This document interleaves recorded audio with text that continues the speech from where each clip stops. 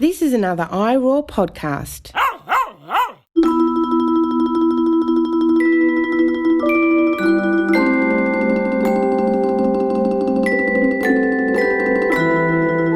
Hello, I'm Amelia Lease, and welcome to Season 4 of Think Like a Vegan, a companion podcast to my book entitled Think Like a Vegan, which is also available in paperback and audiobook.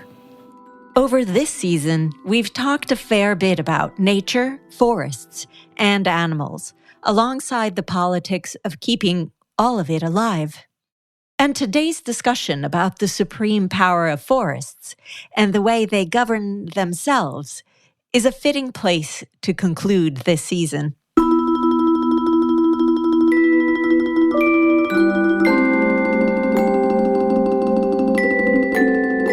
My guest today is Gregory Tague. Gregory has been writing about environmental and animal ethics, veganism, great ape social behaviors, and intelligence, art from an evolutionary perspective, character, morality, and consciousness for over 20 years. He's Professor Emeritus of English and Interdisciplinary Studies at St. Francis College in New York. And he's also the founder of Literary Veganism, an online journal, which we'll hear about later in the show.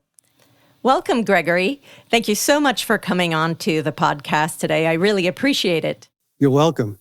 Before we hear from Gregory, I want to read this excerpt to you from his book, Forest Sovereignty.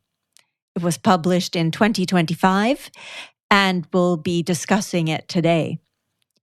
He writes, "A forest state of Gaia needs no human justification.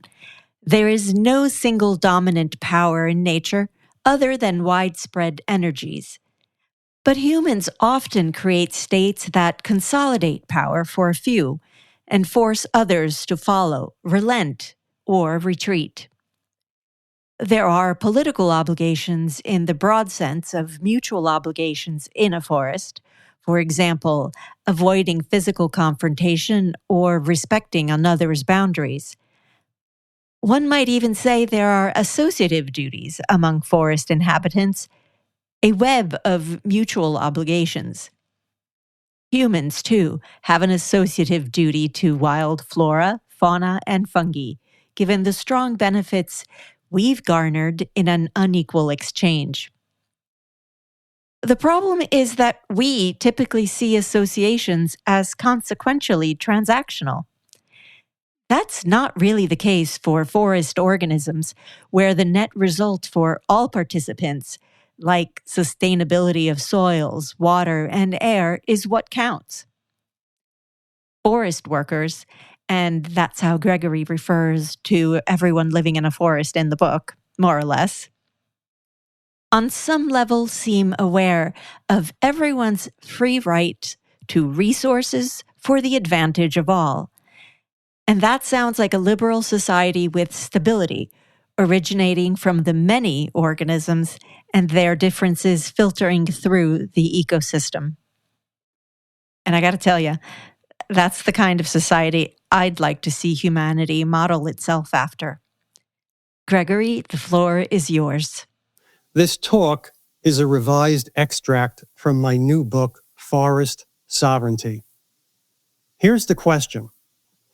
If forests act as lungs of the world and help hydrate air and store water, if forest biodiversity acts as a system to keep global temperatures in a stable state while capturing carbon, then why would we destroy forests?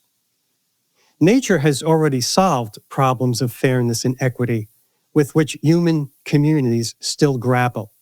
That is, nature's interspecies mutual cooperation manifests in ecological engineering for planetary health.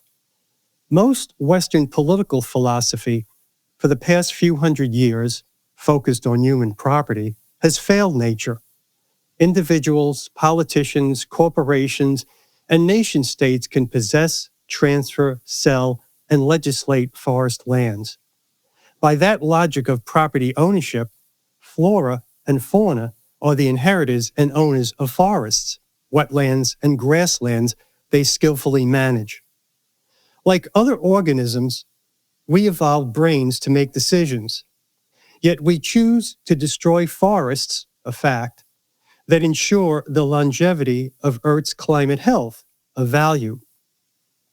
Noted as early as 1967 in their book Theory of Island Biogeography, Robert MacArthur and E.O. Wilson say there's a correlation between forest size and biodiversity.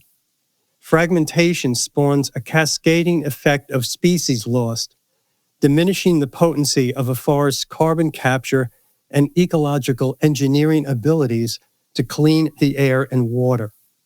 In contrast to small groups of indigenous people, industrialized humans have used forest flora and fauna for their own desires. The biodiverse facility of ecosystem engineering to sustain habitats is an evolved ethic of the land deserving respect.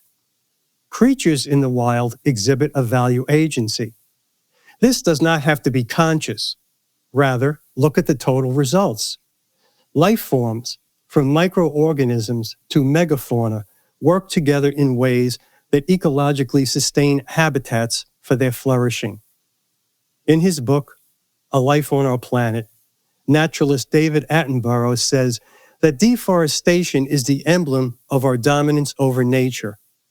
When we cut down trees, surface biodiversity suffers, a casualty which devolves into a negative ripple effect for local ecosystems, the biome, and eventually the biosphere.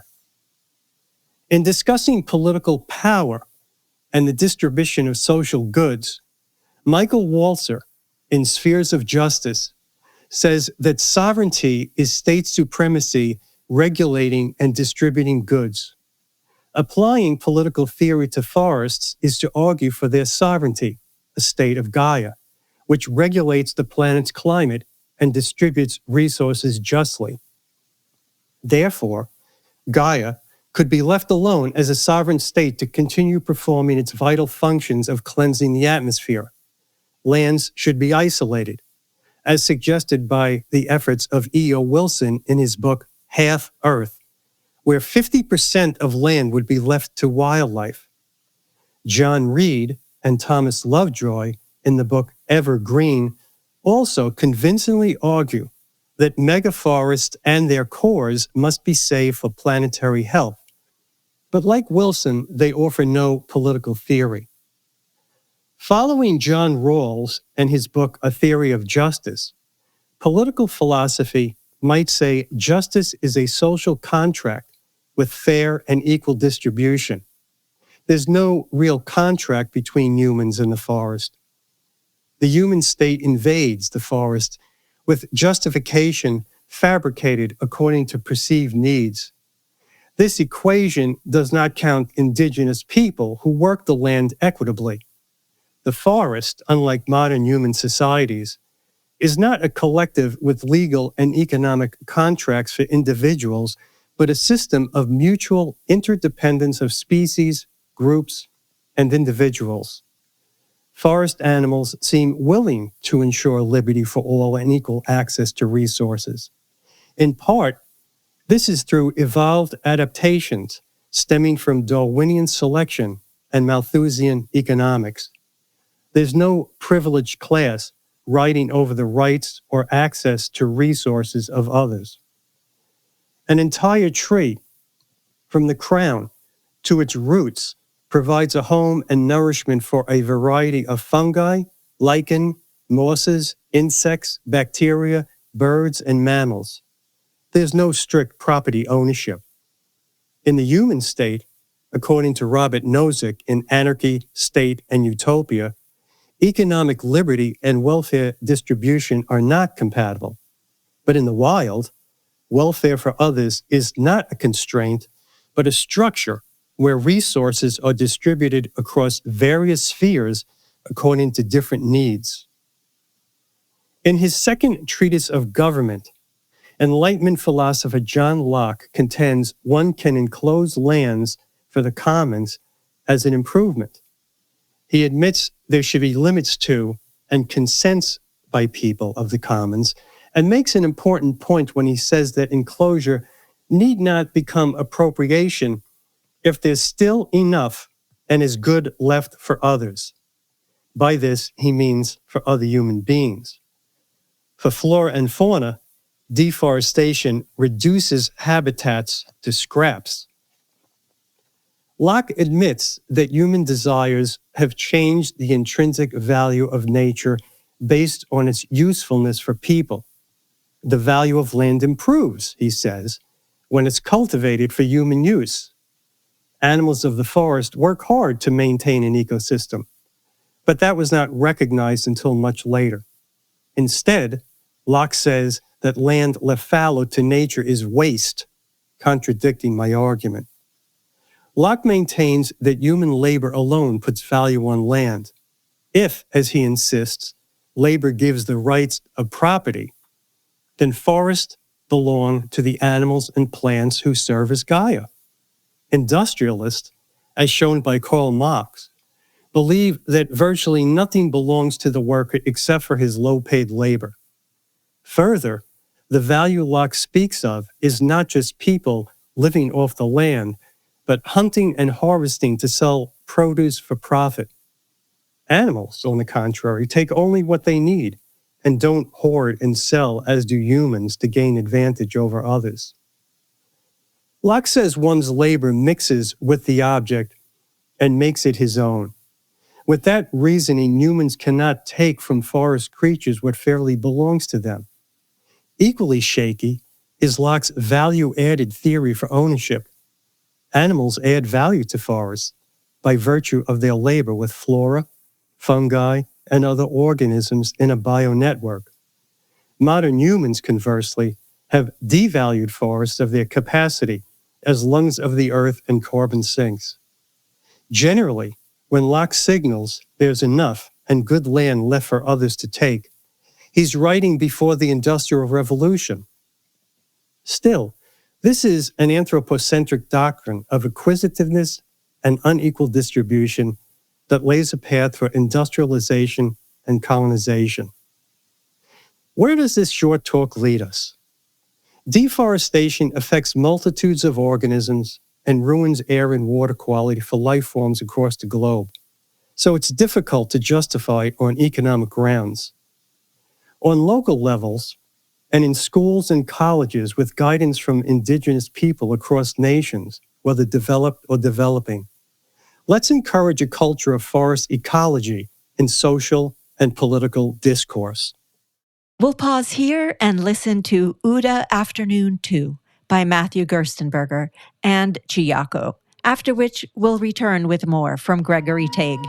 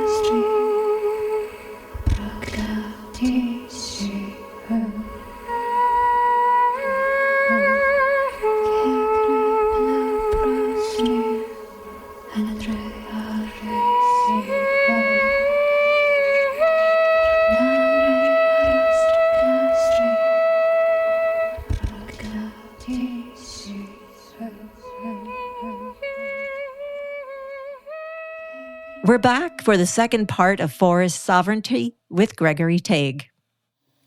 Thank you, Gregory. That was great. And I really enjoyed reading your book. Thank you. And I completely agree with you that we've devalued forests and their only value is vis-a-vis ourselves and our own interests, meaning people. A couple questions for you. this is a term that people hear and that I read in your book and so forth, and it's something that I want to talk about here. The term Gaia, when you say Gaia with capital G, can you give your definition of that, or how you view that term? Well, Gaia, as I understand it from James Lovelock and Lynn Margulis, is actually, and this may be leaning more to Lynn Margulis, it's not just a system. According to Margulis, it's systems, plural. Mm-hmm. But for argument's sake, we might want to look at it as a system, meaning it's the stuff of the soil, the microorganisms, working with the stuff on top of the soil, whether that be flora or fauna, and then all the stuff in the air, what we call the atmosphere, but of course there are different layers of the atmosphere. But that's Gaia. I mean, it evolved that way. It existed long before we were here. Oh, absolutely. I think it's helpful to have that in mind, because the way you've also described it, it's sort of their inherent mutual obligations, but because of the way that the system works with everything that's in it. And I also thought was interesting about how we as humans think that we don't have a contract, that there is no real contract with Gaia or with forests or with the rest of nature other than each other. But do you think that there is an inherent contract, sort of like an implied contract? Because the way I see it is the fate of the least of us is the fate of all of us. And so there is an inherent contract where we have to look out for forests and have to look out for animals, and we have to look out for each other because it's all connected. Yes, and one of the largest things I left out of the book because I just didn't really know enough about it, and I don't know that I'll write another book on this, and maybe someone could take it up, is the ocean. Yeah. And seas. I mean, that's part of the system as well. Yeah. It's a big part of the system. So, yeah, I mean, there should be some kind of acknowledgement. Now, of course, many countries are making progress. I won't say which ones are not. No, we can all guess. But, it really is somewhat encouraging. And to see people like, Greta Thunberg and, Jane Goodall and Attenborough, these voices, and we need more of them. And we need to try to develop. And I try to get this across in the book in many places, encourage the young people, They have to help. We can stimulate them, but they have to be the voices to have this discourse, this ecological discourse, what Patrick Curry calls ecological ethics. Yeah, yeah. In an ideal world, or if you could create something, either a program or say, a number of things that you would want to see happen, what are the sorts of things that you would like to see happen, sort of practically, like in simple terms? Re-engineer cities. Oh, yes. So that they agreed. become as green as possible. Mm-hmm. I am right now in North Carolina, in Chapel Hill, but I am a New Yorker. I am as born and bred a New Yorker from Brooklyn, New York.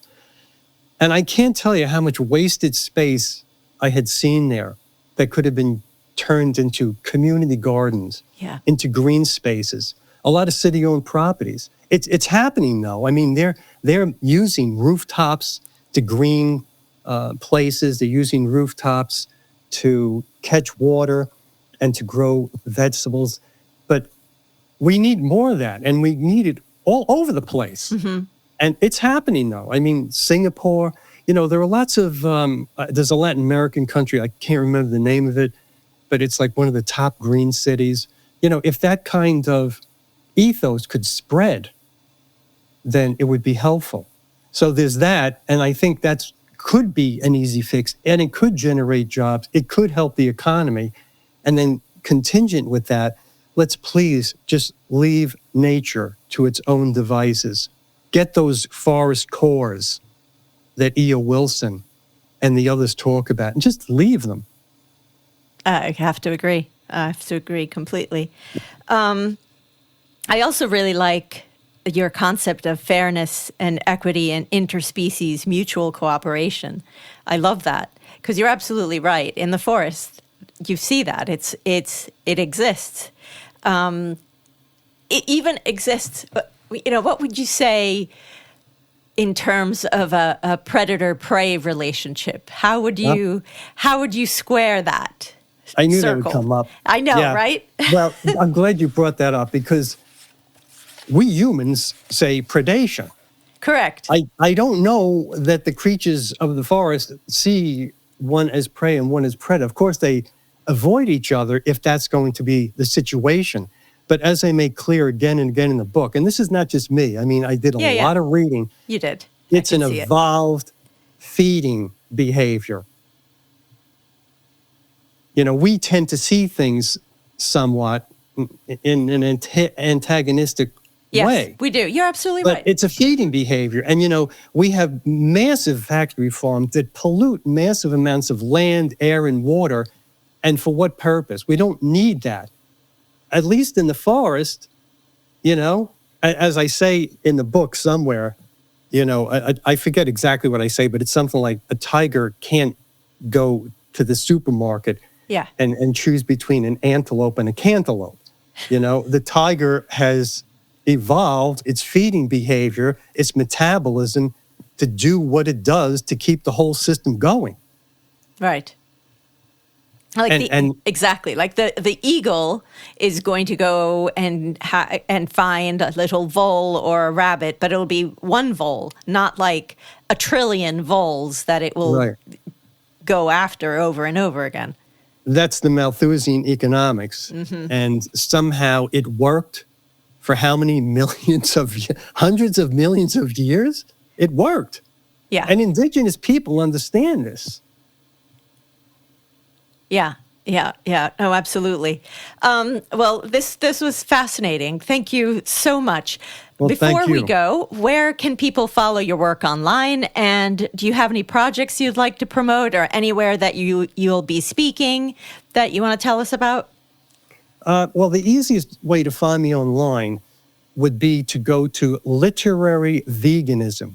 That's www.litvegan.net. And then there are links there to my other sites. I would, in terms of another project, I would like to, I don't want to make any promises, but I would like to extend in maybe a short-ish, longish essay what I'm trying to develop as climate as a social good. Mm-hmm. I've been working on that a little, but I don't think there's any big rush. As far as other speaking engagements, I don't have any right now because we're looking at another move, interstate. Now we're going from North Carolina to Maryland. So that's taking up a bit of our time. Oh, actually, before we go once again, would you talk a little bit about literary veganism?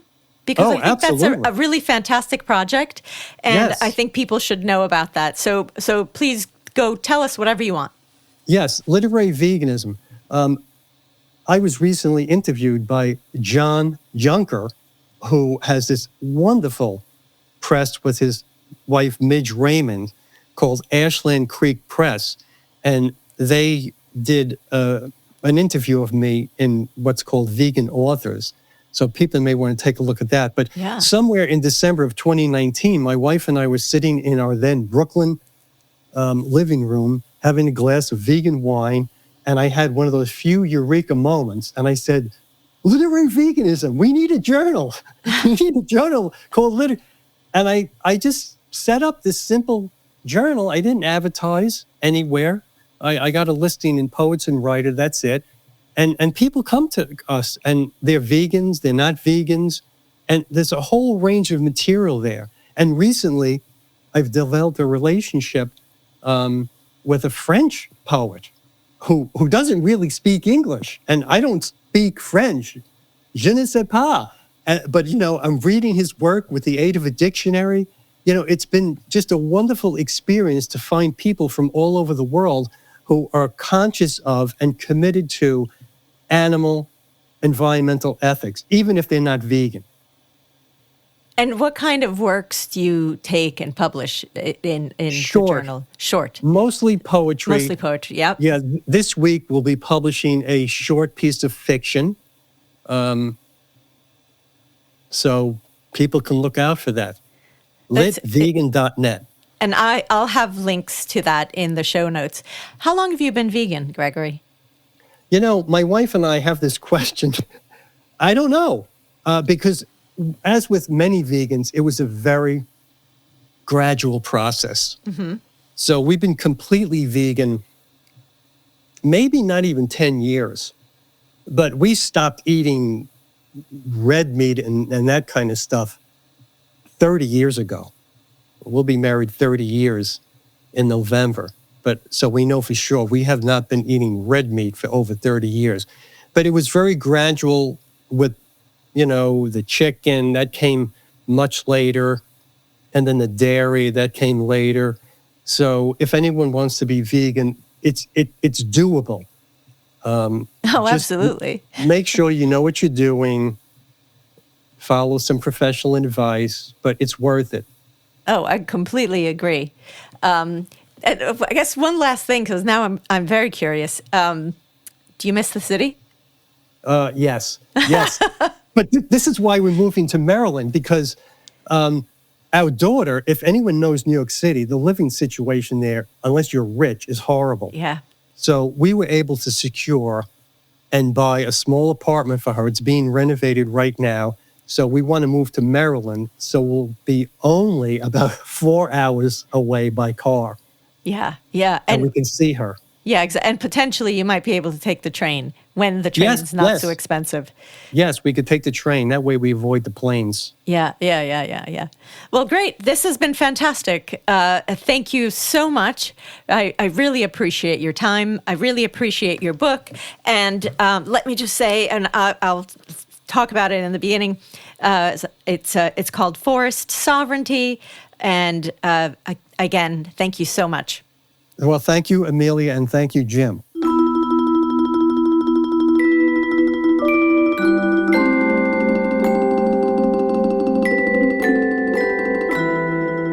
Throughout this season, I've been reminded over and over again how both our contemporary struggles and our approaches have deep roots in the past.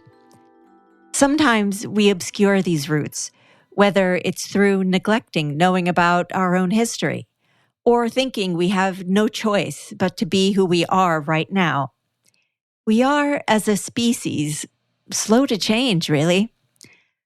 So I want to retroactively dedicate this season 4 of my podcast to those who are making changes now, who are thinking like vegans, and who are striving for liberation of fellow humans and non-humans. You're not alone. In fact, you've never been alone. People like you, like me, like us. We've been pushing boundaries and asking questions for a long time. Let's all continue to do so for as long as we can and until we achieve a new, fairer, and more just existence. I stand in solidarity with all of you, and I'm grateful for your engaging with my work. We tear things up when we go round. We burn things up when we go round. We speed things up when we go round. That's it from me, Emmy Leese. Thank you for listening. Subscribe to this podcast, share it with others, and leave us a review. Remember, you can get in touch by email at thinklikeaveganbook@gmail.com if you have questions, comments, or want to suggest a guest or topic for discussion. I'd be happy to hear from you. And you can find more of my work and upcoming events on my website, emilialeese.com, and on Substack and on social media. And buy a copy of Think Like a Vegan anywhere you buy books and audiobooks, or request it from your library. Production credit goes to Jim Moore of Bloody Vegans Productions. Theme music provided by Jenny Moore's Mystic Business from the eponymous album. The opening tune is Flashbacks, and we close with Tear Things Up. The interval music is by Matthew Gerstenberger.